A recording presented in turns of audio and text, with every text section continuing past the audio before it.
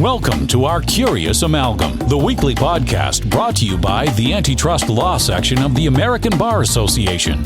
Our Curious Amalgam explores the fascinating and increasingly overlapping world of competition, consumer protection, data protection, and privacy law. Each week, we bring you leading global experts on the most compelling issues of the day. Enjoy the show. Hello and welcome to Our Curious Amalgam, the podcast from the American Bar Association Antitrust Law Section.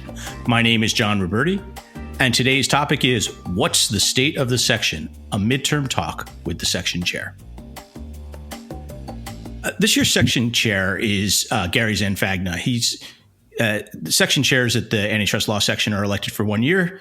Gary's term started in August 2020, so we're about halfway through Gary's term. We thought this would be a good time to check in with him, see how things have been going, what he's most looking forward to at the virtual spring meeting coming up in March 23rd to 26th is our premier event. My co-host today is Alicia Downey. Hi, Alicia. Hi, John. Alicia, what are we doing today? Well, today is, just as you said in the title, a talk with Gary Zanfagna. As our current year chair of the Antitrust Law Section, it's a pleasure to welcome him to the show. Gary's a partner in the Washington, D.C. office of Paul Hastings. He was formerly the chief antitrust counsel and associate general counsel at Honeywell International, where he oversaw all antitrust matters and antitrust compliance worldwide. Before joining Honeywell, Gary was assistant director for policy planning at the Federal Trade Commission. And before that, he was an antitrust attorney with the law firm of Jones Day. Welcome to the show, Gary. Thank you. It's a pleasure to be here. Thanks for having me. Now, every section chair starts off the year with a letter to the section outlining his or her goals and priorities for the year. What are your goals for this year? My goals for this year. Well, I would start by saying my goals for the year did not anticipate having to deal with a pandemic crisis that continues today. So that kind of affected us, affected everybody, including the section. But putting that aside, my goals for the year really were twofold. One, I wanted to have a theme for the year, a substantive theme for the year I called it The Future of Antitrust. This is a really exciting time to be an antitrust lawyer. It's in the news, it's in the press, it's in the trade press. Everybody really is talking about it, the state of antitrust. Is antitrust doing the right thing? Is antitrust should enforcement be different? Should it be more? Do we need different laws? So I wanted that to be our theme. I feel I have a very strong view that this debate, this discussion, this conversation about the state of antitrust that the antitrust section should be a part of that dialogue, should host it, should lead it, and should have a voice in a really significant way. It is a very interesting time and a very significant. I would call it an inflection point in antitrust in terms of what's really happening, and I wanted our section to be a part of that. So I made that my theme. It's been my theme. It's my substantive theme, starting off at the initial post-annual meeting, which we call the summit. And then followed through the theme throughout in the fall forum, and then moving it through to the spring meeting. So that's my theme. That's my substantive theme, and I've made that a priority for us to talk about and keep that dialogue front and center of our section. The second really goal of mine was to focus on the future of the antitrust section, and in other words, what does the section do? We've been focusing on section membership, the growth of our membership, and why is it important to be a member? And that the subtext on that is what we've called content modernization. The section is the leading, obviously, antitrust, consumer protection, privacy organization, association in the world. And what we do is we have an enormous content. We are the leading content providers, the leading thinkers on these subjects. And so we've been coming up with how better to deliver the content to our members, the content that they're looking for, in the ways and the forms and et cetera, that they're really looking for. So those are my two major themes. And then, of course, on top of that was how we're dealing with and keeping our section alive and keeping our section flourishing faced with this really challenging pandemic. situation. And how have you been doing that then in the face of all the challenges posed by the pandemic this year? I would say a couple of things about the pandemic. First of all, it has in fact leveled how we're performing, how we're delivering our usual content and experience on an annual basis. We typically do 9, 10 in-person programs around the world, really, and that has been converted to virtual meetings. Several of them have been pushed off into the next fiscal or next antitrust year, ABA year, and some of them have been done virtually. Like, for example, as an example, would be the Fall Forum. The Fall Forum is typically an in-person program. It's a Washington crowd, 200 or 300, maybe more like 200 really. People attend that program. We converted that to a digital program. And the really exciting part about that was that we were able to reach like 700 plus people register for that program. That's an extraordinary number of people that we were able to reach. And again, with our theme of the future of antitrust and how that played out in a number of different questions and issues was fantastic. I mean, Senator Klobuchar was there, Congressman Cicilline was there. It was a teaser on the theme of the future of antitrust. So we were able to reach more people, although, I really wanted it to be live, in person. We were able to sort of, kind of turn that to a really productive, positive experience with the virtual setting. So that's the main and we've, I guess I would continue if you'd like me to, we've been able to have different people that we otherwise might have participating as speakers because they were doing it all virtually, and we were able to reach more people. And that program, and I believe the spring meeting program this year, which will also be virtual, is going to reach thousands of people, and a lot of them are going to be people from Europe, younger people who wouldn't necessarily naturally travel to the spring meeting. People who naturally wouldn't have tuned into the Fall Forum were able to participate and are able to participate. And I think that's really an exciting way. We've turned something really challenging into something very positive. Gary, going back to your substantive theme on the future of antitrust, it's a very interesting time because I think what you see in the headlines is progressives saying we're not doing enough on antitrust, or the enforcers are not doing enough on antitrust. You also see conservatives saying the same thing, particularly in regards to big tech.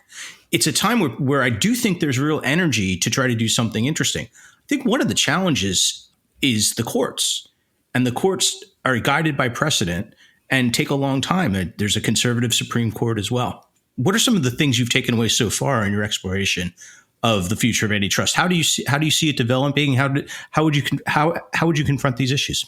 I think that's a great point. I do think that both the conservatives, both the progressives, the liberals, and the conservatives have some alignment on whether or not something may need to be done. I have to say though, John, in my opinion, from what I've read and talked to people about, the very different perspectives. Okay, I mean the progressive liberal front want dramatic changes in the laws, and not just how they're enforced or how they're interpreted, but they want real change. And an example of that, I guess, Senator Klobuchar is introducing, in fact, very, very relevantly, her proposal for legislative change. That's pretty dramatic stuff. And I don't think you'd see the conservatives signing on to that. I'm pretty sure of that. So there may be some consensus in certain ways, but I don't think you're going to see a consensus with both sides of the parties, both parties saying this is what should be done. I mean, I really don't think you're going to see that. Except maybe on big tech, where you see conservative.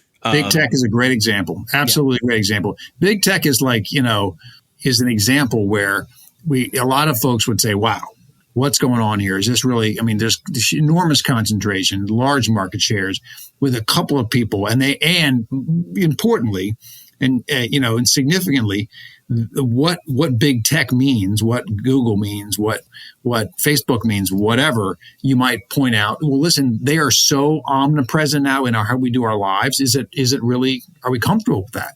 And is that an antitrust issue? There's a significant question about whether that's an antitrust issue or whether the antitrust solves that. But there is a tension. There's a spotlight on what's happening in big tech that both sides are pointing to. Solutions, I'm not sure, but they agree on that. Now, Gary, you're going to be playing a starring role at the section's annual spring meeting coming up March 23rd through 26th. There's the Chairs Showcase, and you're going to be, I think, a very visible presence. If we were doing it in person, as we had been doing for so many years, we'd see you everywhere. But what are you looking forward to most at this virtual spring meeting? It is what it is. We'd all much prefer to be live, to be in person. I mean, it's such a great event. Thousands of people are there, and it's just fun to network, whatever, but to connect with people. And that's the disappointment. And by the way, on that, we are in this spring virtual meeting, we are trying to create different platforms where you can socialize, network, meet people electronically, digitally in ways. We're trying to make it so that you can, in fact, still have an opportunity to connect with folks in a digital world. And I think that's worth people trying, worth people sampling. It's easy to do. A couple different ideas we've done. We're exploring to enable that even more. So that I think is one small sliver that we should embrace. What am I looking forward to in the spring meeting?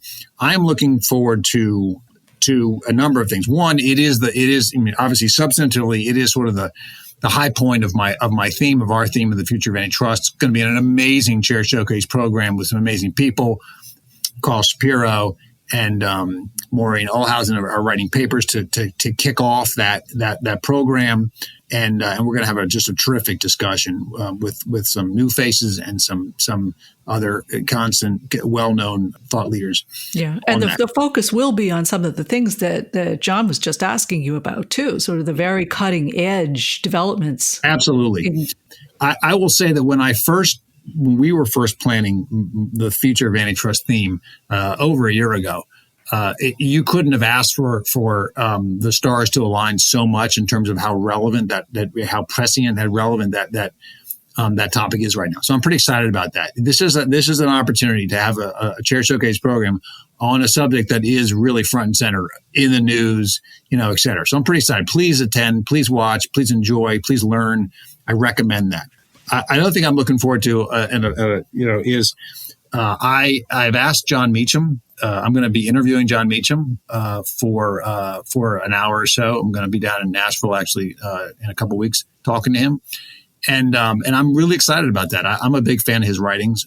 Soil of America was a book I really appreciated. His current book, I'm not selling his book.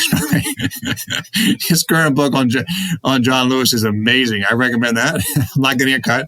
And I just, I'm really excited to have something a little bit different and have a dialogue with him, an interview with him actually on his thinking on the state of our country and so forth. So that's another thing. It's an interesting time to have a historian like him come in.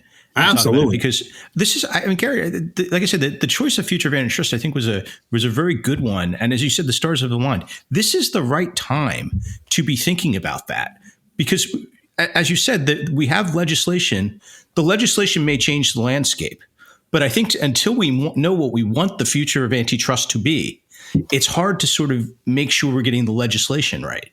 Yeah, well put. And I would just say, my goal as the chair of the section was to have the section play a part in that dialogue. I mean, I just think it is a very front and center topic in antitrust and politically. And I just thought it was really significant for our section to be able to play a role in the conversation that's going on. I just felt that was really important. It's been an interesting year on the podcast. We've had law professors and people who study the history of law come on and talk about various periods where there have been points of inflection. So we have people come in and talk about the original big tech case, which I think was, in the 1930s and wasn't really about tech at all, through Microsoft and others. And it just feels like we are at another one of those points where we're going to look back and say, this was a time when we really had to rethink things. Yeah, I absolutely agree with that. And how much it gets changed and rethought is obviously still up in the air, but it'll be a really interesting time to see and to understand and really experience in how the landscape changes. Another thing that the section does every time there's a change in the federal administration is to issue a transition report. And so in anticipation of that, what did you do in your role as chair? Great question. Yeah, that was actually, I'm really honored and privileged to be chair in a transition year, in an election year. So whether or not the presidency changes parties, there's always a transition report written. This is a particularly interesting time because there was a change in administration and there has been so much hoopla and so much so much conversation about antitrust. So I was really thrilled. Bill McLeod and Rich Parker were my co-chairs of that program, of that report this year. And they had a number of people working under them, working with them to help organize. And it sounds simple, it kind of, but maybe not, I don't know, but it's not simple. And you want to have a group that represents all sort of perspectives, both the left and the right. So there were about 20 of the most significant thought leaders in our antitrust community who participated in the writing and the drafting of this report, and it went through a number of different revisions. It went through all the topics and different revisions, obviously, and modifications. And the goal that I had, which any chair would have, I think, is to have a consensus document. So it's not easy to have a consensus document on the state of antitrust and the future of antitrust and what should be changed and what should be, whether or not, enforcement and the laws, et cetera, are going in the right direction, coming from both sides of the aisle. And so it was I would call it a consensus document. It has been written. It has been approved by the big ABA. It's gotten approval to be released, I should say. And so it will be out in the next couple of weeks. And everybody should read this thing. It's a really thoughtful piece of thinking on and writing on antitrust and substantively what things maybe should be changed, what things need to be changed. It is an opportunity for our section to report to the President of the United States on antitrust and on antitrust laws, antitrust enforcement, et cetera, and whether things should be changed and how, or at least or at minimum what should be looked at. And so I'm very excited. I've obviously spent some time with the report. It's very good, very well written, very thoughtful, and I think we'll all benefit from reading that. And Rich and Bill have agreed to come on to the podcast and talk about it. So we're looking forward to having them on very soon. Great. That's fantastic. Gary, I want to shift gears and talk about your second goal that you mentioned, which is the future of the antitrust law section. And again, I think a good time to be reflecting on that. Changes in technology, I think, brought to, came front and center as we confronted the pandemic. What do you see as the threats to this section and also the opportunities that you want to try to address? The reality of any association in America right now is that the association membership is declining. Okay, how we do business and how we communicate with each other and what we do every day is changing, and as an economy, as a society, et cetera. So the challenge for any organization, including the antitrust section, including the ABA and the antitrust section within the ABA, we like to think of ourselves as special, the antitrust section, and we are, is that we need to stay current. We reflected on what is valuable about the antitrust section. Why be a member of the antitrust section? You're an antitrust lawyer somewhere in America. Why does it matter that you should be a member of our section? What value does the section offer that people say, wow, I got to be a member of the antitrust section. If I want to be a good antitrust lawyer, if I want to be a great antitrust lawyer, if I want to be relevant, if I want to know what's going on, I got to be a member of the antitrust section. And I'm kind of saying that kind of grandiose, but I'm kind of serious. If we can't deliver the value for being a member, then why bother? And we're all in the antitrust leadership, and we spend a lot of time with each other, and we work hard, and we enjoy each other's company, or we wouldn't be doing it, right? And that's an important aspect of being a member of the section and being a leader of the section. But not everybody is a leader in the section. We want every member to participate, every member to get value out of this thing, and that has to do with the content. We are the smartest antitrust thinkers, the leading thinkers who write stuff and think about this stuff every day. That's what we do, and then we write it down and then we send it around. And so, in short, content delivery. I mean, how we deliver what we're good at to our members, so they say, "Wow, I gotta see that. I want to read that. I want to know that. I want to understand what the conversations are." How do you deliver that? And so, at the end of the day, I mean, the short answer is we're completely changing how we deliver content as a member of the antitrust section. The website, to put it simply, is being changed, but it's much more complicated than just the website, so to speak. We call it content delivery in terms of how what the section does, what the section committees do, what the publications do, how you receive all of the content, and how you easily access it, et cetera, and how you use it is changing, and we're leading that. And by the way, this isn't just like a bunch of people sitting around saying, "Wow, maybe we should just do something different here." We asked our members, "What do you really want? What do you really need? Why are you a member? What is it that makes it valuable?" And they all said the content. But you know what? It's so darn hard to find, and to make it a part of our everyday. And so we took that to heart and said, let's do something about that, and let's make that better. And so that will happen by the end of my time. That will be delivered, and that's something to really be proud of as a section, and to really look forward to as a section. Gary, it's interesting. You talked about the fall form a bit earlier, and mentioned that it's a different form than it had been in the past. I mean, I participated as well from my home office down here, and what I observed was many, many more people online enjoying it live than I would typically have seen in person at a conference room, in Washington, D.C. The other thing that I think is important and that you've highlighted is the international nature of our organization. Just taking the podcast as an example, we've been downloaded in 70 countries. Is that right? Wow. I was invited to speak on a panel in Brazil. And, there were pieces where it was partially in English, and there's pieces going on in Portuguese, and I'm just smiling and nodding and hoping that I talk at the right time. But when I did start speaking, in the chat function, members of the audience in Brazil were talking about, "Oh, I know this guy. He's on the Our Curious Amalgam podcast." So I think the section has really been reaching out and trying to get to an international audience through these different ways of delivering our content. What do you expect him? Absolutely, great point. The international participation in our section has always been our most recent growth area, for sure. Okay, you can just look at the members. Look at the attendance at the spring meeting. One of the reasons it's multiplied so well is through foreign participation. We want that, right? That adds value to the conversation when we have different voices and different laws and different jurisdictions to join the conversation, and we encourage that, and we enable that in programs that we set up for the spring meeting, for example. And so I could not agree more with that. And I think that to your point about the virtual, that is a way, and maybe not one that we initially thought of was so helpful, so to speak. So great, But that is a way that we are able to grow our membership and grow our relevance to other areas in the world that otherwise wouldn't be reaching what we do, wouldn't hear what we do, because anybody can, see a virtual meeting, anybody can participate.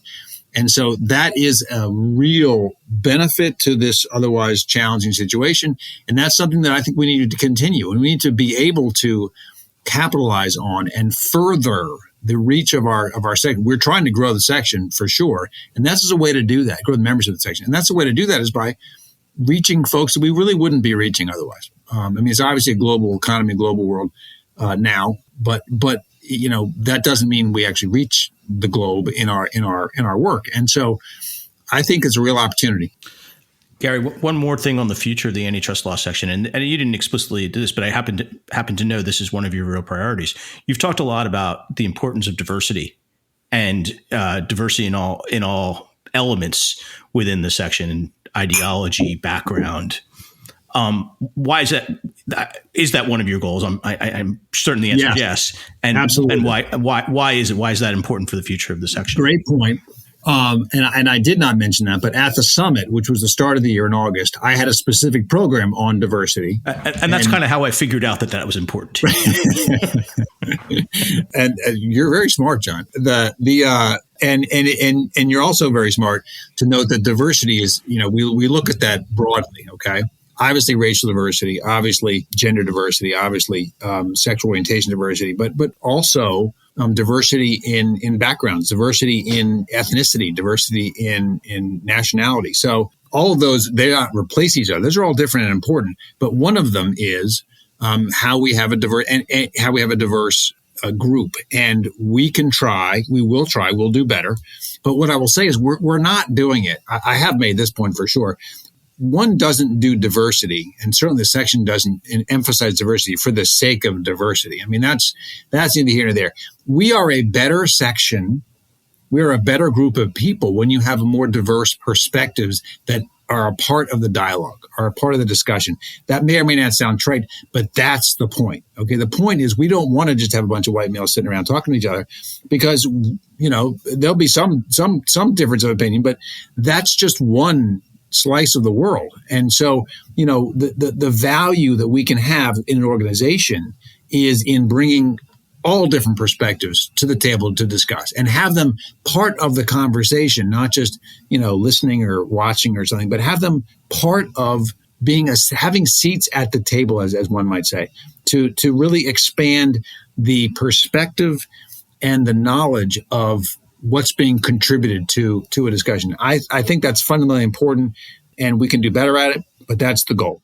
Yeah, well, the section was always ahead of the pack in setting and enforcing the rule that panels at CLE conferences always be diverse with respect to at least gender. And I think that trend has continued in that the initiatives like Women.Connected being elevated to the level of a committee, so it will have a permanent presence, and some other very active diversity initiatives which have gotten going this year and which show every sign of continuing, will be a great legacy. So that's good, Gary. Yeah, it is good, and you're right about all those things.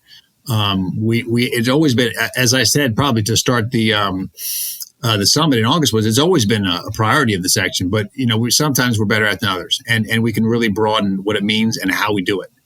And so it is a continuous effort and continuous work, and we're better as an organization whenever we make strides that way. And we are, by the way, just in terms of leadership positions, et cetera, that we're creating for that. And you can refer to the studies that show that teams are more effective when the teams have. Totally. It's true. It's absolutely true. If you're thinking about the future of antitrust, there's no way to think about the future of antitrust without thinking about what the future antitrust law section is going to look like. Great point. All right, Gary, last question from me. Looking ahead to the remainder of the term, any specific goals, anything you want to accomplish between now and then? What I want to do at the end of the day is leave the section in a better place than I started. And that means something different than that might have meant to me in August. I think we're in a different world, we're in a different situation, and we're going to adapt in certain ways because of the pandemic and all that has caused, and will continue to cause. What I want to do is finish off, first of all, I'm halfway through the year. So I'm not looking at the end yet. I'm in the middle of it. And I'm really excited about all that we're doing. I want my substantive priorities and my substantive goals and priorities and my section goal and policy to happen, to continue to work on that over my time. I think if I was to say one thing that I think is going to be a challenge is growing the membership. This is a tough time for membership in anything. People are just in a different place now than they were a year ago, and it's harder than ever. So growing our membership is an objective of mine for the year, and that I really want to see that happen at a time when membership is sort of declining everywhere on everything. So that's important, and that's something that I'm committed to doing. I really am. That sounds great.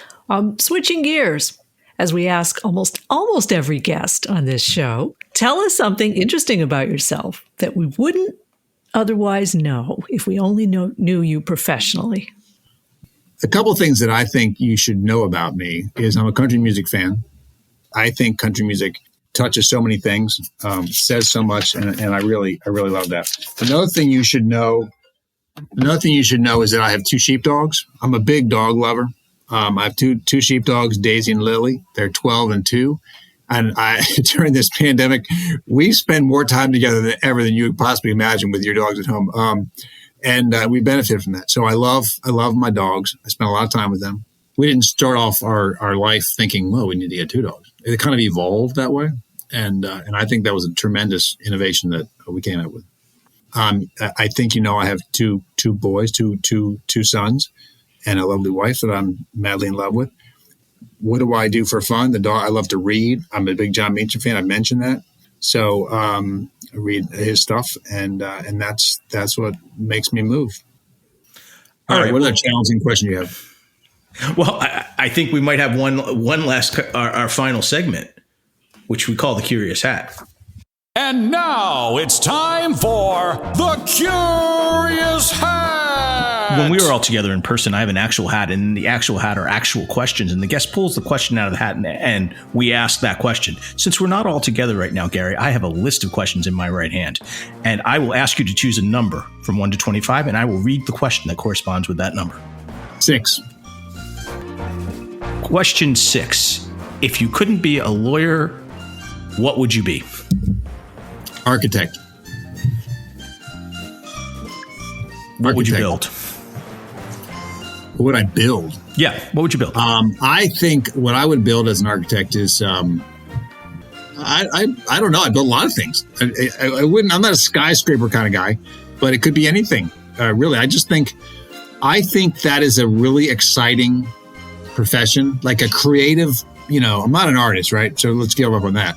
But I think it would be really fun to design things, build things that are helpful, cool, efficient, attractive. I just think that's so much more talent involved in something like an architectural job than being a lawyer. What building materials would you want to use? I don't know. Would you want to do something all in mud? I don't. No. Like that. I don't think that's very creative. I think that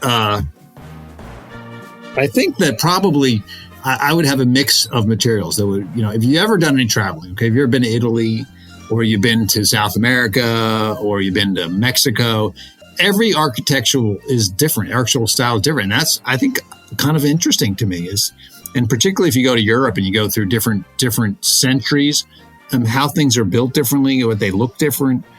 I honestly, this is much more serious than you wanted an answer to be. I know that I just think that's really intriguing to me. Well, someday we'll all be traveling to actually see these buildings. God. And we really look forward to that. But in the meantime, thank you so much for being with us on this episode of Our Curious Amalgam. And good luck to you for the rest of the year. I just want to say thank you for obviously what you guys are doing. It's great. Thank you.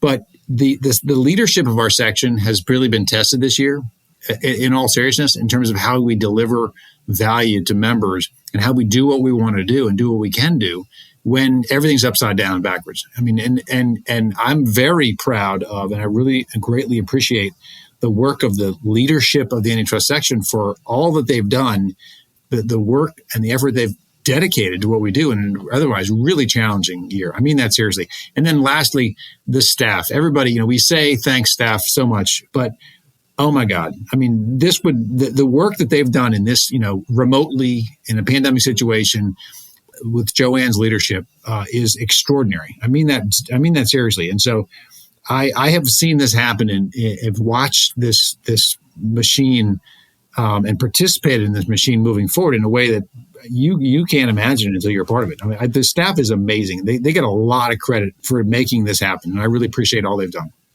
All right, well, we will see you next time on Our Curious Amalgam.